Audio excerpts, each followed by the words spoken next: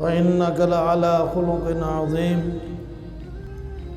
انما بعثت معلما۔ حضور نبی کریم صلی اللہ علیہ وسلم آپ دنیا کے سب سے بڑے معلم تھے، آپ دنیا کے سب سے بڑے ٹیچر تھے، آپ معلم الخیر تھے۔ آپ نے انسانوں کو جو تعلیم دی ہے اور انسانوں کو جو علم سکھایا ہے، اور آپ صلی اللہ علیہ وسلم نے جس طرح امت کی تعلیم اور تربیت کی ہے وہ میرے اور آپ کے سیکھنے کے لائق ہے۔ نبی علیہ السلام نے ایک دفعہ مجلس مسجد نبوی صلی اللہ علیہ وسلم میں تشریف لائے اپنی مسجد میں، تو وہاں کچھ لوگ ایک دائرہ بنا کر بیٹھے ہیں اور ایک دائرہ اور بھی لگا ہوا ہے، گول دائرہ، لوگ گول شکل میں بیٹھے ہیں۔ آپ صلی اللہ علیہ وسلم نے پہلے گروہ کے پاس جا کر کہا، ہاں یہ لوگ ہیں جو اللہ کو یاد کر رہے ہیں، وہ لوگ اللہ کو یاد کر رہے تھے، بیٹھ رہے تھے، ذکر میں تھے۔ تو آپ صلی اللہ علیہ وسلم نے فرمایا یہ اچھے لوگ ہیں، اللہ کو یاد کر رہے ہیں، اللہ ان کو چاہے تو عطا کر دے، چاہے تو معاف کر دے۔ پھر دوسرے گروہ کے پاس گئے تو آپ صلی اللہ علیہ وسلم نے فرمایا کہ یہ جو لوگ ہیں، یہ جو دوسرا حلقہ ہے، دوسرا گروہ ہے، یہ اللہ کی کتاب کو سیکھ رہے ہیں اور دین کی سمجھ حاصل کر رہے ہیں۔ تو آپ صلی اللہ علیہ وسلم نے فرمایا کہ یہ بہتر لوگ ہیں۔ اور پھر آپ صلی اللہ علیہ وسلم اس تعلیم کی اس مجلس میں، اللہ کے دین کو سیکھنے اور سکھانے کی اس مجلس میں جناب رسول اللہ صلی اللہ علیہ وسلم تشریف فرما ہو گئے، اور اسی موقع پر آپ صلی اللہ علیہ وسلم نے فرمایا کہ انما بعثت معلما، میں تو معلم بنا کر بھیجا گیا ہوں۔ حضور نبی کریم صلی اللہ علیہ وسلم نے اپنی امت کو جس انداز میں تعلیم دی ہے، آج بحیثیت ٹیچر اور بحیثیت والد میرے اور آپ کے لیے بہترین نمونہ وہ جناب رسول اللہ صلی اللہ علیہ وسلم کی زندگی ہے۔ بحیثیت ٹیچر میں بھی دیکھوں کہ نبی علیہ السلام کا انداز تعلیم کیا تھا، انداز تربیت کیا تھا، اور بحیثیت والد بھی میں دیکھوں کہ میرے نبی کا بحیثیت والد اپنی اولاد سے اور اپنے گھر والوں سے کس طرح کا رویہ تھا۔ یہودیوں نے اعتراض کیا، حضرت عبداللہ بن مسعود کہتے ہیں کہ چند یہودیوں نے اعتراض کیا کہ یہ تمہارے نبی کیسے نبی ہیں کہ تمہیں تو یہ بھی سکھاتے ہیں، یہ بھی سکھاتے ہیں۔ تو آپ صلی اللہ علیہ وسلم نے فرمایا ہاں، جب آپ تک یہ بات پہنچی تو آپ نے فرمایا کہ میری مثال اس طرح ہے، انا معلمکم بمثل الوالد، میری مثال تو اس طرح جس طرح والد کی ہوتی ہے، اور جس طرح والد اپنی اولاد کو تعلیم دیتا ہے، تربیت دیتا ہے، تمام معاملات سکھاتا ہے، تو آپ صلی اللہ علیہ وسلم نے فرمایا میری مثال بھی والد کی طرح ہے۔ اور پھر آپ صلی اللہ علیہ وسلم نے فرمایا میں تمہیں سکھاتا ہوں یہاں تک کہ بھی ساری تعلیم کے ساتھ ساتھ میں تمہیں بیت الخلاء سے لے کر زندگی کے تمام معاملات تک تمہیں ساری تعلیم دیتا ہوں۔ میرے اور آپ کے نبی نے ہمیں یہ سکھایا ہے۔ بحیثیت والد میں اور آپ دیکھیں کہ میں نے اور آپ نے اپنی اولاد کو کیا سکھایا ہے۔ ہم نے اپنے بچوں کو کبھی سکھایا ہے کہ بیت الخلاء میں کیسے جاتے ہیں، زندگی کیسے گزارنی ہے، طہارت اور پاکیزگی کیسے حاصل کرنی ہے؟ کیا ایک والد کی حیثیت سے میں نے اور آپ نے یہ سکھایا ہے کہ غسل واجب کیسے ہوتا ہے، اور غسل کس طرح واجب ہوتا ہے، اور نہانے کا کیا طریقہ ہے، اور زندگی کے دیگر معاملات میں حلال اور حرام کی تعلیم میں؟ تو مجھے یقین ہے، آپ کو بھی یقین ہوگا کہ ہمارا یہ جواب زیادہ تر تعداد نفی میں آتا ہے۔ میں حیران رہ گیا ہوں کہ کل مجھے ایک نوجوان آدمی ملا ہے، شادی شدہ آدمی ملا ہے، تو مجھے کہتا ہے کہ تنہائی میں مجھے آپ سے کوئی بات کرنی ہے۔ تو اس نے مجھ سے یہ پوچھا ہے کہ غسل جو ہے شادی کے بعد اب غسل کیسے کرنا چاہیے، میری بیوی کو غسل کیسے کرنا چاہیے؟ تو میں نے جب اسے سمجھایا تو میں نے کہا تمہیں نہیں پتہ ہے؟ اس نے کہا مجھے نہیں پتہ ہے، مجھے تو گھر والوں نے نہیں بتایا ہے۔ اب بتانے کے دو ہی راستے ہیں، ایک تو علم ہے کہ انسان ایسا علم حاصل کرے جس سے اس کی اولاد کو پتہ چل جائے، وہ تو ہم نے حاصل نہیں کرنا ہے۔ ہم نے اپنی اولاد کو انگریزی پڑھانے میں اپنا فخر سمجھتے ہیں، دین پڑھانے میں ہماری ترجیحات نہیں ہیں، اس لیے کہ دنیا کی کشش، یہ بھی ایک سازش کے ساتھ دین کو اور دنیا کو الگ کیا گیا ہے۔ آپ ایسے ہزاروں نوجوانوں کو دیکھیں گے آپ کی سوسائٹی میں، میرے اور آپ کے آس پاس، ہمارے گھروں میں موجود ہیں۔ تو میں یہ ضروری سمجھتا ہوں کہ میں اور آپ آج اس بارے میں غور و فکر بھی کریں، فکر مندی بھی کریں۔ کیا میں نے آپ نے بچوں کو یہ سکھایا ہے؟ کیا ہم نے ان کو یہ تعلیم دی ہے؟ کیا کسی والد نے تنہائی میں بٹھا کر اپنے بیٹے کو یہ سمجھایا ہے کہ بیٹا فرائض اس طرح ہوتے ہیں، طہارت کا یہ طریقہ ہے، گھر میں آنے اور جانے کا یہ طریقہ ہے؟ لیکن ہم اس سے محروم ہیں۔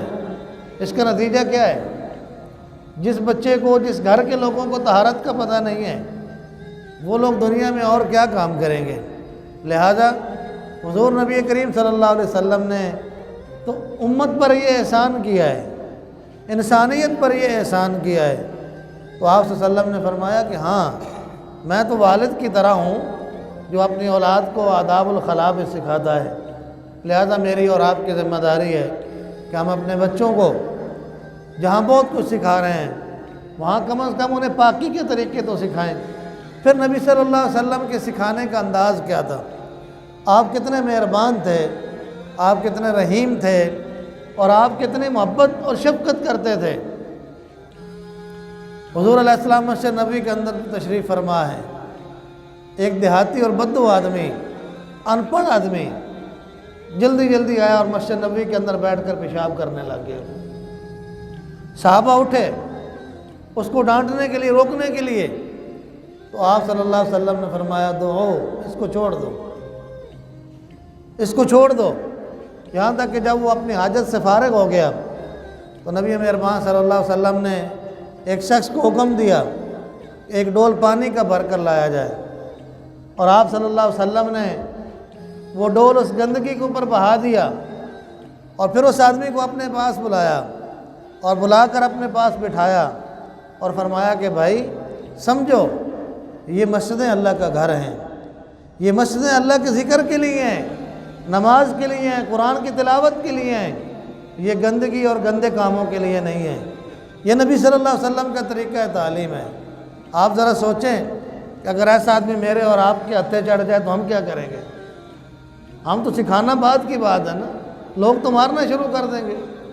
لیکن تربیت دیکھیں، آپ انداز تربیت دیکھیں کہ نبی علیہ السلام نے بڑی محبت سے، بڑی شفقت کے ساتھ اس کو پوری تعلیم دی کہ یہ گھر اللہ کے گھر کس کام کے لیے ہیں۔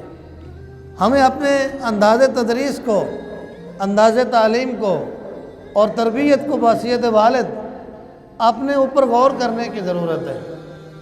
ایک شخص صحابی کہتے ہیں ابھی وہ نئے مسلمان ہوئے اور حضور نبی کریم صلی اللہ علیہ وسلم کے پیچھے آ کر نماز پڑھ رہے ہیں، ابھی نماز کا پتہ نہیں ہے صحیح طرح سے۔ وہ آ کر، بعض روایت میں آتا ہے جب وہ صف کے اندر آئے اس نے ساتھ والے آدمی سے کہا کہ بھائی کتنی رکعتیں ہو گئی ہیں؟ اب انہوں نے کوشش کی کہ یہ نہ بات کرے، تو انہوں نے اشارہ کیا کہ بھائی خاموش ہو جاؤ، مسجد میں باتیں تو نماز میں نہیں ہے۔ پھر انہوں نے نماز تو شروع کر دی۔ بعد حدیث کے اندر آتا ہے کہ ایک آدمی نے آ کر صف کے اندر آ کر، نماز کے اندر آ کر چھینک ماری، اور چھینک مارنے کے بعد کہا کہ الحمدللہ۔ اب وہ نماز پڑھ رہا ہے، اسے پتہ نہیں ہے کہ بھائی نماز کے آداب کیا ہیں، نماز کیسے پڑھتے ہیں۔ تو بعض صحابہ نے اسے خاموش کروانے کی کوشش کی، لیکن وہ ان سے پوچھ رہا تھا کہ بھائی تمہیں کیا ہو گیا ہے؟ وہ ساتھیوں سے کہہ رہا کہ بھائی تمہیں کیا ہو گیا، مجھے کیوں کہتے ہو خاموش ہو جاؤ، آگے سے جواب دو، یرحمک اللہ۔ اب صحابہ اس کو خاموش کروا رہے ہیں، ایسے کر رہے ہیں کہ بھائی چپ ہو جاؤ، مسجد میں آپ نماز پڑھ رہے ہیں، یہاں تک کہ نماز مکمل ہو گئی۔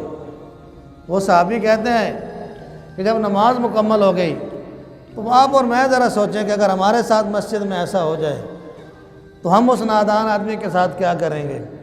لیکن نبی مہربان صلی اللہ علیہ وسلم کا طریقہ تعلیم دیکھیں، یہاں تو اگر بچے شور کرنے لگ جائیں یا تھوڑا سا اونچا بولنا شروع کر دیں تو بڑے بڑے بزرگ ڈانٹنا شروع کر دیتے ہیں، اور بھائی انہوں نے ماما گھر نہیں رکھ سکتی ہیں، ماما گھر کیوں نہیں بٹھا دیا بھائی انہوں نے، اس طرح کی باتیں کرنا شروع کر دیتے ہیں۔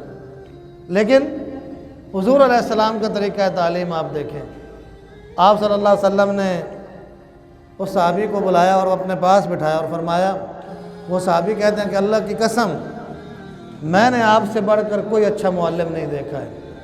اللہ کی قسم اٹھا کر وہ صحابی کہتے ہیں کہ آپ سے بڑھ کر کوئی مہربان اور آپ سے بہتر ٹیچر میں نے دنیا میں نہیں دیکھا ہے۔ ما ضربنی، نبی علیہ السلام نے نہ مجھے مارا ہے اور یہاں تک کہ ما قہرانی، مجھے ڈانٹا بھی نہیں ہے، ولا شتمنی، مجھے برا بھلا بھی نہیں کہا ہے، یہ بھی نہیں کہا ہے کہ تم نے کیا کیا ہے، سب کی نماز خراب کر رہے ہو۔ یہاں تو کسی کا غلطی سے موبائل آن رہ جائے اور اس کی ٹون آنا شروع ہو جائے تو ہم تو نماز کے بعد سب سے پہلے اسے گھور گھور کے دیکھتے ہیں اور بڑے ناراض ہوتے ہیں، حالانکہ اس آدمی کو ہو سکتا ہے یاد نہ رہا ہو۔ کوئی آدمی یہ چاہتا ہے کہ میں نماز پڑھنے آ گیا تو اس کا موبائل بجنا شروع ہو جائے، اب بساؤ کا خیال نہیں رہتا ہے۔ تو حضور علیہ السلام نے، وہ صحابی کہتے ہیں کہ مجھے ڈانٹا بھی نہیں ہے، مجھے یہ بھی نہیں کہا کہ یہ تم نے کیا کیا ہے۔ پھر نبی علیہ السلام نے فرمایا کہ یہ نماز اللہ کا ذکر ہے، جب اس میں آؤ تو پوری یکسوئی کے ساتھ آؤ، دھیان کے ساتھ آؤ، اور اس میں کوئی کلام کرنا، دنیا کی کوئی بات کرنا اس نماز میں وہ جائز نہیں ہے۔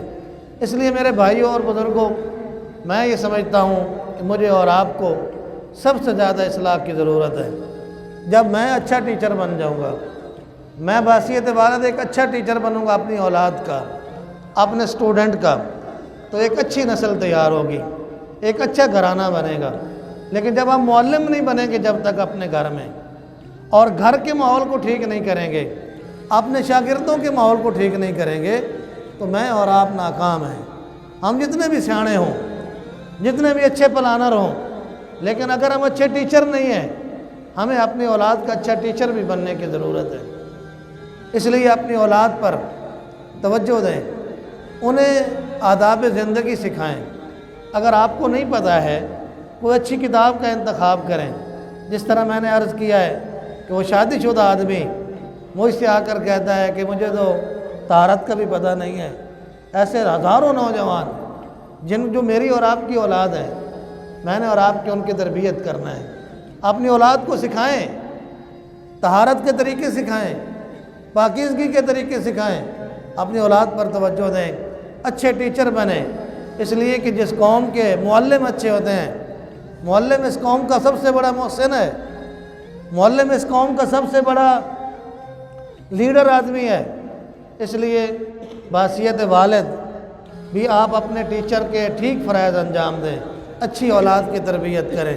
اگر اللہ نے آپ کو موقع دیا ہے کہ آپ معلم ہیں، آپ ٹیچر ہیں، تو اپنے شاگردوں کی اچھی تربیت کریں۔